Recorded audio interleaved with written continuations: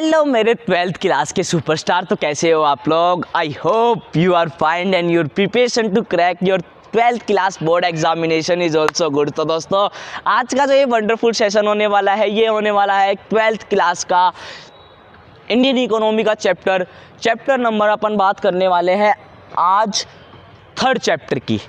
Already मैंने इसके 2 part upload करके रख दिए थे मेरे यूट्यूब चैनल पे। आई होप कि आपने वो देख लिए होंगे।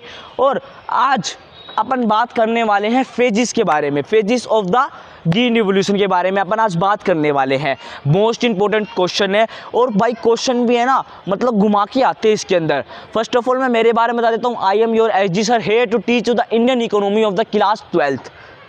ठीक है दोस्तों, तो चलिए भाई आज अपन फेजिस के बारे में बात करते हैं। तो are you ready for this session?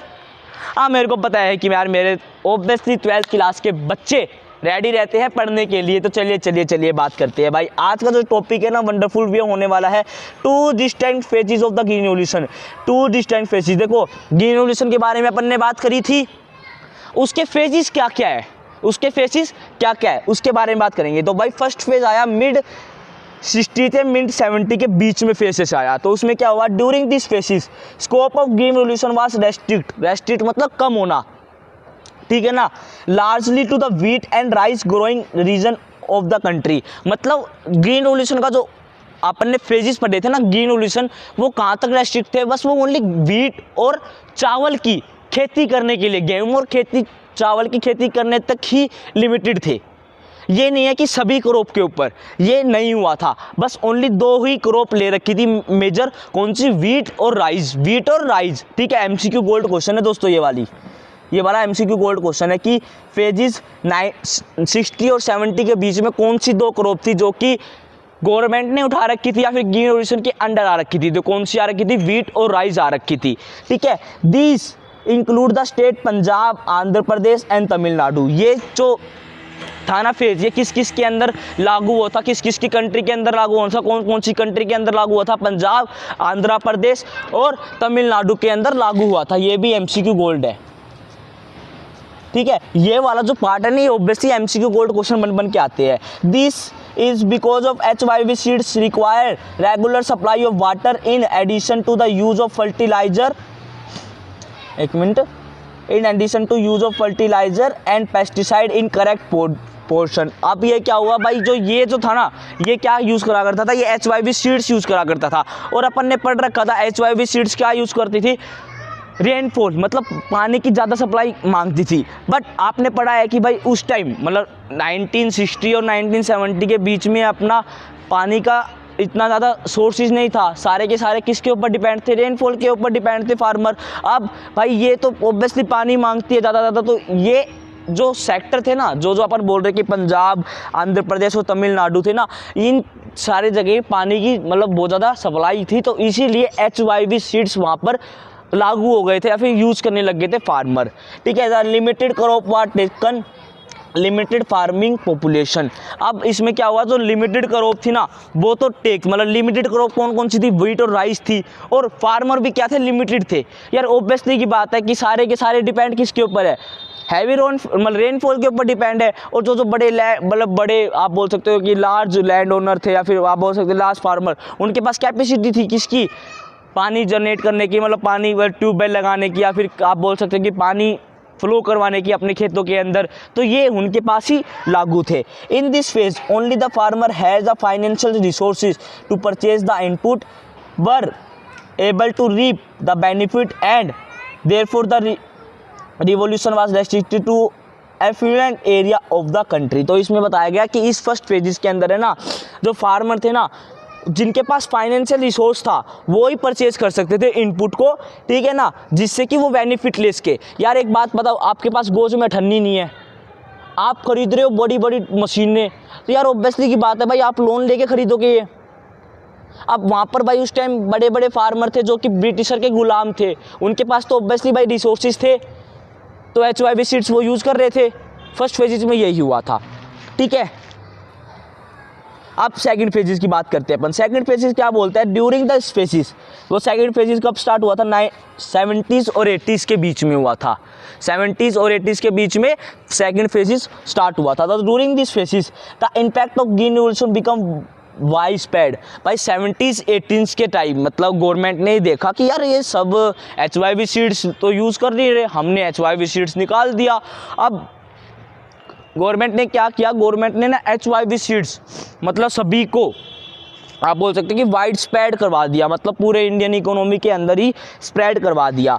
Covering the most area of the country and large number of crops. अब इसके अंदर क्या हुआ, मोस्ट ऑफ द कंट्री मतलब कवर कर ली उन्होंने, most of the country cover कर ली और एक लार्ज नंबर ऑफ क्रॉप्स भी उन्होंने कन्वर्ट कर ली, मतलब या फिर बोल सकते हो आप क्या नाम है लागू, मतलब उनके अंदर लागू करवा दिया। During the second phase the government provide loan to the small farmer at a very low interest rate and subsidy fertiliser and the pesticide.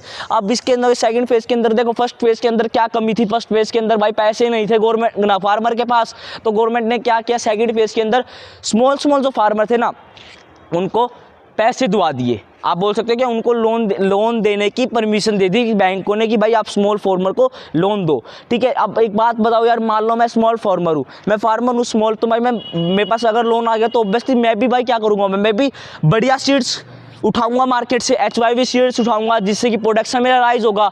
Obviously अगर प्रोडक्शन राइज होगा तो ऑब्वियसली भाई मार्केट में बिकेगा, मार्केट में बिकने से क्या होगा भाई, मार्केट में बिकने का मेरे को पैसे आएंगे, तो मैं पैसे क्या करूँगा, मैं अपना लोन रीपे करूँगा, समझ रहे हो ना। तो भाई ये हुआ, अब उनको लो इंटरेस्ट रेट पे है ना रुपए मिलने लग गए, या फिर आप बोल सकते हो कि पैसे मिलने लग गए थे, लोन मिलने लग गया था लो इंटरेस्ट रेट पे।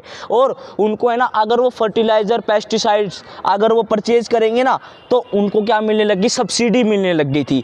तो ये गवर्नमेंट ने सेकंड फेज में सबसे बड़ा मेन रोल था। MCQ कोड लिख देना, या फिर आप बोल सकते हैं इंपॉर्टेंट लाइन, ठीक है ना। Thus it was owing to intervention by the government that the benefit of green revolution accrued to the small farmer as well। तो इसके अंदर क्या हुआ कि है ना भाई इसका इंटरवेंशन हुआ, मतलब ग्रीन रिवोल्यूशन का इंटरवेंशन हुआ, या फिर आप बोल सकते हो कि ना गवर्नमेंट ने इंटरवेंशन किया जिससे कि जो स्मॉल फार्मर थे ना है उनको है ना बेनिफिट मिलने लग गया था ग्रीन रिवोल्यूशन का, HYV सीड्स का, ठीक है ना, जिससे कि वो प्रोडक्शन ज़्यादा करने लग गए थे। यार उम्मीद करता हूँ कि आपको फेजेस 60, 70 और 70, 80 अच्छी तरह समझ में आ गए होंगे, बढ़िया से उम्मीद करता हूँ समझ में आ गए होंगे। अब बात करते हैं अपन एडिशनल क्वेश्चन की। देखो एक एक्स्ट्रा क्वेश्चन और इम्पोर्टेंट क्वेश्चन आपको आज पढ़ाने वाला हूँ, ठीक है यार, प्लीज़ मेरे साथ कोऑपरेट करना। आपके बुक में नहीं है ये वाला क्वेश्चन, बट आपके MCQ मतलब आप क्या बोल सकते हो कि आपकी जो CBSE के एडिशनल क्वेश्चन है ना उसके अंदर ये क्वेश्चन पूछा गया है और आपके अटैम्प्ट में भी आया गया है। यार बुक में जो चीज़ नहीं है ऑब्वियसली आपको एक बात बताता हूँ कि पेपर है ना, आप चाहे बुक पूरी रट लेना बट पेपर तो आएगा इसी में से ही, बट कंफ्यूज करेगा आपको इकोनॉमिक्स का पेपर, रियलिटी की बात है। आज मैं आपको एक क्वेश्चन पढ़ाने वाला हूँ एडिशनल, ठीक है ना। प्लीज़ कोऑपरेट और पेशेंस करके सुनना। जिसको स्क्रीनशॉट लेना तो ऑब्वियसली वो स्क्रीनशॉट ले सकता है, अगर मान लो जिसको मेरे साथ नोट्स बनाने हैं वो ऑब्वियसली नोट्स बना सकता है। तो भाई चलते हैं, आज अपन बात करेंगे जनरल फॉर्म के बारे में। क्वेश्चन सीधा पूछा जाता है, what are the general form of the green revolution.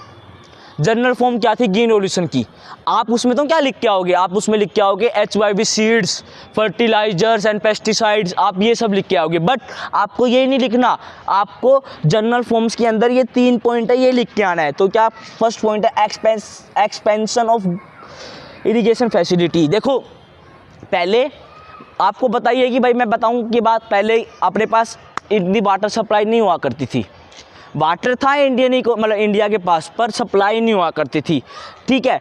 सारे के सारे जो स्मॉल फार्मर थे वो किसके ऊपर डिपेंड थे, रेनफॉल के ऊपर डिपेंड थे कि बारिश होगी जब भी मेरा उत्पन्न होगा, मतलब हमारे जो क्रॉप का है ना उत्पादन होगा और हम ही वो ही बेचेंगे। स्मॉल फार्मर की बात बता रहा हूँ। लार्ज फार्मर के पास तो ऑब्वियसली भाई पैसे थे, तो वो अपने इनपुट या फिर आप बोल सकते हो कि वाटर सप्लाई करवा रहे थे पैसे देकर, चाहे वो ट्यूबवेल लगाए चाहे वो करे। बट जैसे ही गवर्नमेंट को नॉलेज में आई, जैसे ही ग्रीन रिवोल्यूशन आया, तो गवर्नमेंट ने क्या कर दिया, गवर्नमेंट ने है ना ट्यूबवेल बनवा दिए, या फिर आप बोल सकते हो कि इरिगेशन फैसिलिटी के लिए बहुत ज़्यादा सामान निकलवा दिया, जो कि स्मॉल फार्मर को भी बेनिफिट देने लगा और लार्ज फार्मर को भी बेनिफिट देने लगा। तो चलिए भाई पढ़ते हैं क्या expansion of the irrigation facility के अंदर क्या क्या पॉइंट है। तो there was only 16 and 17 60% irrigation facility should be provided to the farmer. पहले के टाइम में 16 और 17% ही ओनली इरीगेशन फैसिलिटी थी। एक बात बताओ यार, देखो ये पूरा मतलब इंडिया का मैप तो नहीं बना सकता इसमें, ये पूरा मान लो ये इंडिया है, ठीक है ना, इसके अंदर सारे के सारे फार्मर है। आपको पता है कि 9 ईयर और 72% ऑफ पॉपुलेशन डिपेंड थी इसके अंदर यार, पूरा का पूरा मतलब जैसे फार्मिंग है, उसके अंदर ओनली बस 16 और 17% आपको वाटर सप्लाई मिल रहा है। तो क्या आप बता सकते हो कि यार सबके पास जा रहा होगा पानी, या फिर जितनी क्रॉप को यूटिलिटी है पानी की उसको इतना सेटिस्फेक्शन मिल रहा है, मतलब उतना पानी मिल रहा है? नहीं ना। तो यही था, ये सबसे बड़ी मेजर प्रॉब्लम थी इसके अंदर। तो क्या हुआ, most of the farmer depend on the rainfall for their crop production. Crop production करने के लिए ना जो मोस्ट ऑफ द फार्मर थे ना, वो किसके ऊपर डिपेंड थे? वो डिपेंड थे अपने, एक मिनट रुकना, वो डिपेंड थे किसके ऊपर? रेनफॉल के ऊपर। तो क्या हुआ, but due to green revolution, जब से ग्रीन रेवोल्यूशन आया तो supply of water has increase 45% including canal, tube well etcetera. But जब से ग्रीन रेवोल्यूशन आया ना तो क्या हुआ भाई, सप्लाई होने लग गई किसकी, अपने वाटर सप्लाई की बहुत ज़्यादा सप्लाई होने लग गई थी। किसके अंदर? अपने इंडियन इकोनॉमी के अंदर नियर अबाउट 45% अपन ने ग्रोथ करी थी, या फिर अपन बोल सकते हैं कि इरीगेशन फैसिलिटी अपन ने प्रोवाइड करी थी। ठीक है, उम्मीद करता हूँ कि आपको first expansion of the irrigation facility अच्छी तरह समझ में आ गया होगा। चलिए तो एक बार रिपीट करते हैं क्या हुआ था भाई। पहले के ज़माने में ओनली 16 से 17% अपने पास इरीगेशन फैसिलिटी थी। मोस्ट ऑफ द फार्मर किसके ऊपर डिपेंड रहा करते थे? रेनफॉल के ऊपर डिपेंड रहा करते थे। बट जब से ग्रीन रेवोल्यूशन आया तो नियर अबाउट 45% अपने पास क्या हो गई, इरिगेशन फैसिलिटी हो गई, जिससे कि ज़्यादा तो नहीं बोल सकता बट हाँ मतलब 50+ % अपने पास कवरेज होने लग गई थी किसकी, पानी की। हाँ, और अपनी जो क्रॉप है ना वो भी सस्टेनेबल या फिर आप बोल सकते हैं कि अच्छी तरह से ग्रोथ होने लग गई थी अपने प्रोडक्शन की। अब बात करते हैं प्रोविज़न ऑफ क्रेडिट। भाई आपको बताया गया कि पहले के ज़माने में स्मॉल फार्मर को लोन नहीं दिया जाया करता था। हाँ लोन देते थे तो बट वो क्या था, वे हाई इंटरेस्ट रेट से दिया करते थे। अब एक बात बताओ यार, मेरे पास 1 एकड़ ज़मीन है, मैं लोन लेने जा रहा हूँ, मान लो कि मैंने 1 लाख का लोन ले लिया, उसके ऊपर मेरे पास लोन लग रहा है कम से कम 20-30% इंटरेस्ट लग रहा है। यार मैं तो कर्जा देता ही देता, मतलब एक बात बताऊँ क्या, फिर मैं तो भाई वो इंटरेस्ट देता देता थक लूँगा। भाई मेरी बात समझ लो, इंटरेस्ट देता देता समझ लूँगा। ये बात भी गवर्नमेंट के पास आई कि यार ऐसे ऐसे प्रॉब्लम हो रही है, तो गवर्नमेंट ने फिर क्या नाम है रूल रेगुलेशन बनाया, या फिर आप बोल सकते हैं कि एक एक्ट पास किया। क्या government does not provide credit facility to the small farmer. भाई स्मॉल फार्मर को है ना गवर्नमेंट है ना लोन नहीं दिया करती थी। यार एक बात बताओ, मान लो कि भाई मैं स्मॉल फार्मर हूँ, मान लो कि मैंने 1 लाख का लोन ले लिया, ठीक है, कल को मान लो कि मेरा प्रोडक्शन नहीं हुआ, या फिर मान लो कि मेरा भाई आप बोल सकते हैं कि क्रॉप प्रोडक्शन नहीं हुई, ठीक है, लोन वाले पूछे कि हाँ भाई रुपये दे, बोले भाई मेरा प्रोडक्शन तो हुआ नहीं, ज़मीन ले जाओ।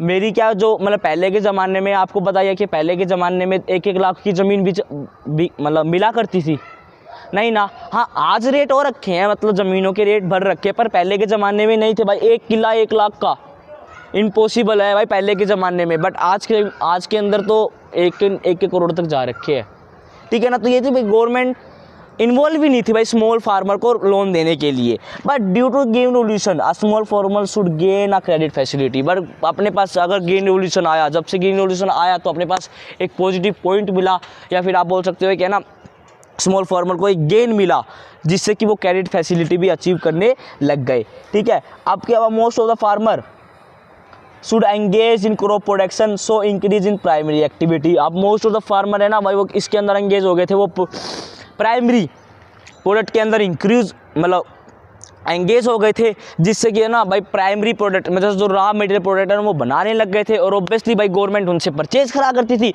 और फिर वो बेचा करती थी फॉरेन में गवर्नमेंट कमाया करती थी छुट्टी का। तो ये भी एक गवर्नमेंट को भी बेनिफिट मिला, साथ साथ स्मॉल फार्मर को भी बेनिफिट मिला इस पॉलिसीज़ के अंदर। उम्मीद करता हूँ कि आपको ये वाला भी पॉइंट अच्छी तरह समझ में आ गया होगा। तो चलिए एक बार रिपीट करते हैं कि प्रोविज़न ऑफ क्रेडिट का मतलब क्या था।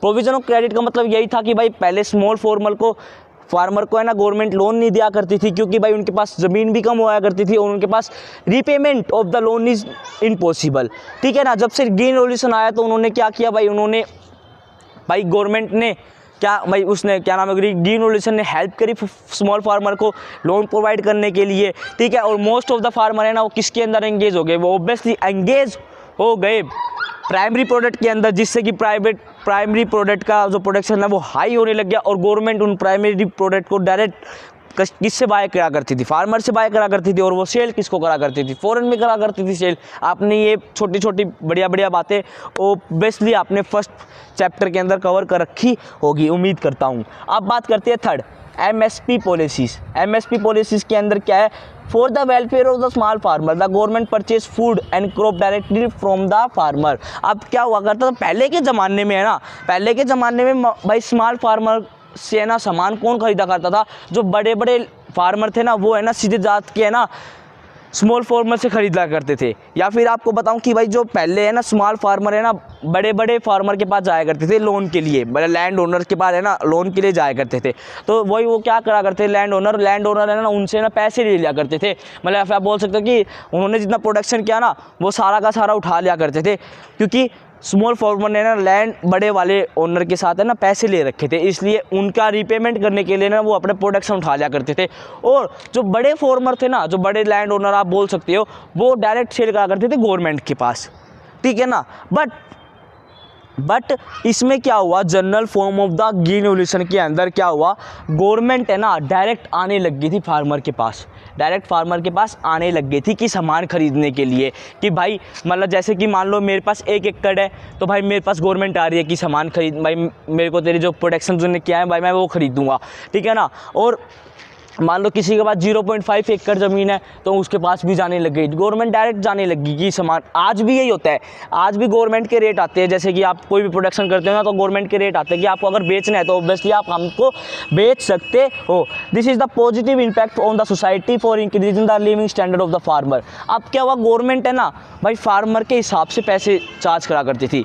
अब ये नहीं है कि भाई पहले तो लैंड ओनर तो सस्ते भाव में खरीदा करते थे, किससे, स्मॉल फार्मर से, और वो बेचा करते थे महंगे भाव से। बट अब जब गवर्नमेंट इंटरवेंट हुई, जब गवर्नमेंट एंगेज हुई इस चीज़ों में, तो गवर्नमेंट ने ना एक मिनिमम सपोर्ट प्राइस मैनेज कर दिया। अब मिनिमम सपोर्ट प्राइस के अंदर क्या हुआ, भाई उतना तो रुपए दें हम उस स्मॉल फार्मर को जितना उसका खर्चा लगा है, प्लस उसको प्रॉफिट भी मिला हो, ठीक है, ऐसा रेट डिसाइड करने लग गई थी। और ऑब्वियसली की बात है भाई ये एक पॉजिटिव पॉइंट मिलने लग गया, क्योंकि स्मॉल फार्मर्स किसके पास जाने लग गए, फिर सीधे गवर्नमेंट के पास सेल करने लग गए, ना ही किसी और दूसरे के पास।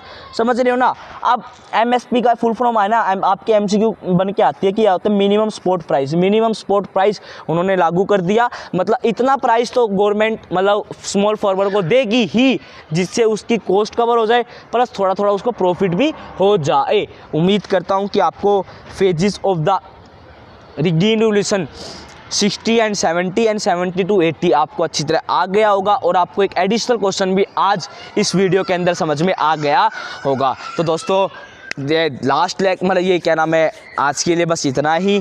उम्मीद करता हूँ कि आपको अच्छी तरह समझ में आ गया होगा। प्लीज़ अपने दोस्तों के पास शेयर करना, लाइक करना, और मेरे चैनल को फर्स्ट बार जो कोई विजिट कर रहा है तो ऑब्वियसली सब्सक्राइब करके जाना और अपने सभी दोस्तों के पास शेयर करना। और प्लीज़ 12th वालों हार मत मानना, आपके एसजी सर ऑलवेज़ आपके लिए तैयार है, ठीक है दोस्तों। एक बहुत ही बढ़िया सितंबर या फिर अगस्त के अंदर बहुत ही बढ़िया आपके लिए यूट्यूब पे आने वाली है, बहुत बेस्ट चीज़, जो कि आपके प्रिपरेशन या फिर आप बोल सकते हो आपके बोर्ड एग्जाम के लिए बहुत ही ज़्यादा हेल्पफुल रहेगी। तो दोस्तों चलो मिलते हैं, आप रेगुलर प्रैक्टिस करते रहो, ठीक है ना, और इतनी मेहनत करो कि एक दिन प्राउड करे पूरी दुनिया कि आपके ऊपर कि भाई हाँ ये लड़का कुछ ना कुछ बनेगा, ठीक है। अपना बेसिक अच्छा रखो। चलो मिलते हैं नेक्स्ट लेक्चर में, बाय बाय।